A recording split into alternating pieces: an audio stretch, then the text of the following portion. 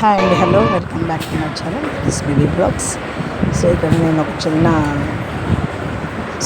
All in one blogs అని చెప్పేసాను.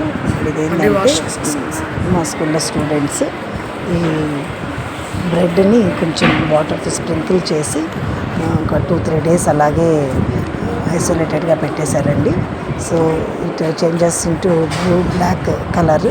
So ఇలా బ్లూ బ్లాక్ కలర్ అయిన తర్వాత దీన్ని మనం మైక్రోస్కోప్ కింద పెట్టి చూస్తే స్మాల్ థ్రెడ్ లైక్ స్ట్రక్చర్స్ మనం చూడగలుగుతాము. సో వాటి మనం ఫంగై అంటాము, బూజు అంటామండి. So it is a bread mould. So is a small video related about that bread slice. So if you anyone please like, share, subscribe my channel.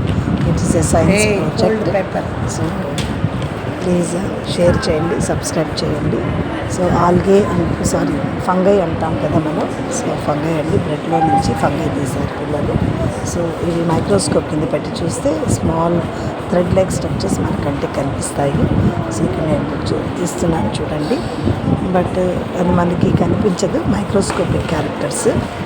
So వీటిని మనం ఇట్లా గ్రేయిష్ బ్లాక్ కలర్లోకి turn అవుతుంది.